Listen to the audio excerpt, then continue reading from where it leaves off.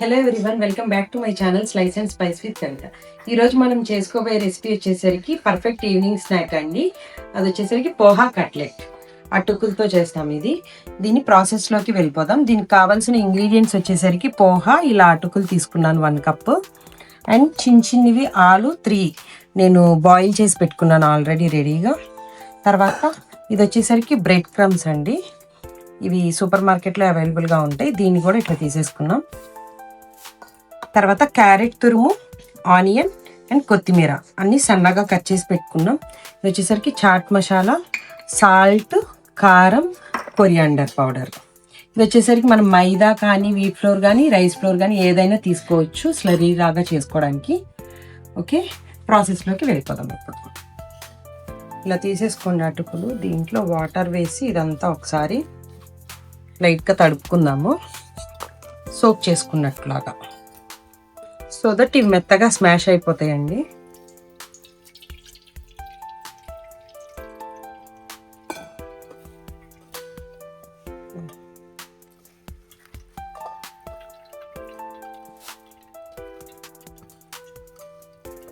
ఇదిగోండి, వెంటనే ఇలా మెత్తగా అయిపోతాయి.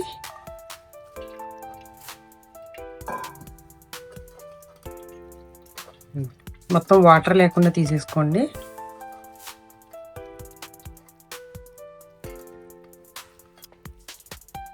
ఇదిగోండి, ఇలా వచ్చేసింది కదా. ఇప్పుడు దీన్ని బౌల్లోకి తీసుకోండి.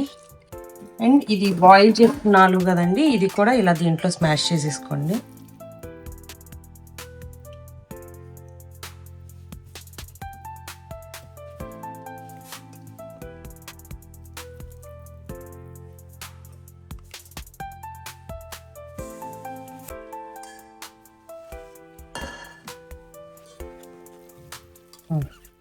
అంతా కలిపి స్మాష్ చేసేసుకోండి.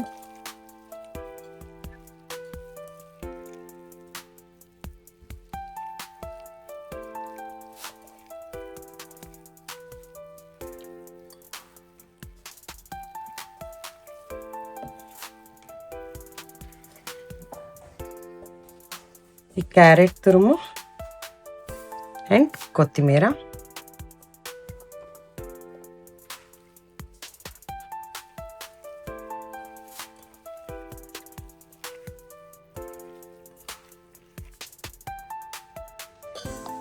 కారం లైట్గా, స్మాల్ స్పూన్, సాల్ట్ టేస్ట్కి సరిపడా,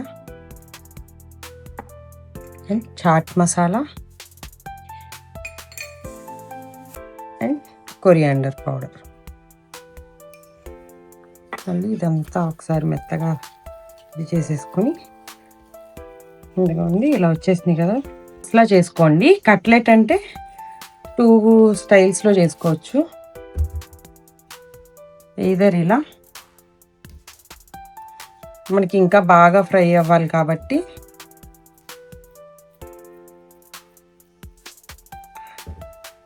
ఇలా.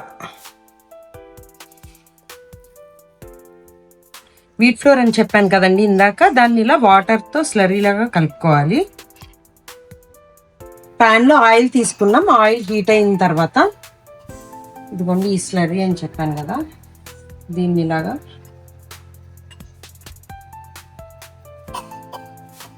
ఇలా చేసి ఈ క్రమ్స్ అంటుతాయి అన్నమాట, బ్రెడ్ క్రమ్స్ అంటుతాయి దీనికి.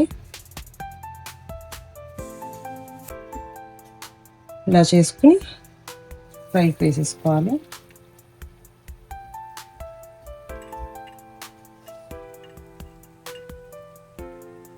ఈ బ్రెడ్ క్రమ్స్ వల్ల టేస్ట్ బాగుంటుందండి.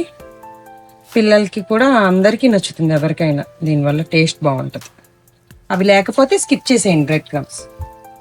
ఆ బ్రెడ్ క్రమ్స్ వేయడం వల్ల పైన క్రిస్పీగా లోపల సాఫ్ట్గా బాగుంటుందండి, అందుకని వేస్తాం అది.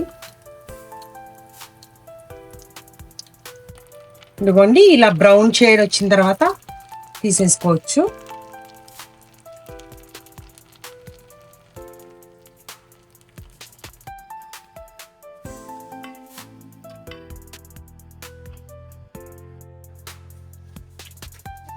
ఇదిగోండి, perfect poha cutlet is ready. దీన్ని మనం tomato ketchup or green chutney ఎలా అయినా సరే సర్వ్ చేసుకోవచ్చు. ఇదిగోండి, పైన క్రిస్పీ వస్తుందని చెప్పా కదా, క్రిస్పీనెస్ అండ్ లోపల సాఫ్ట్ ఉంటుంది. ఈవినింగ్ స్నాక్కి ఇది పర్ఫెక్ట్గా ఉంటుందండి, టీ టైమ్ స్నాక్ లాగా. ఈ వీడియో మీకు నచ్చినట్లయితే ప్లీజ్ సబ్స్క్రైబ్ చేసుకోండి. Slice and spice with Kavitha.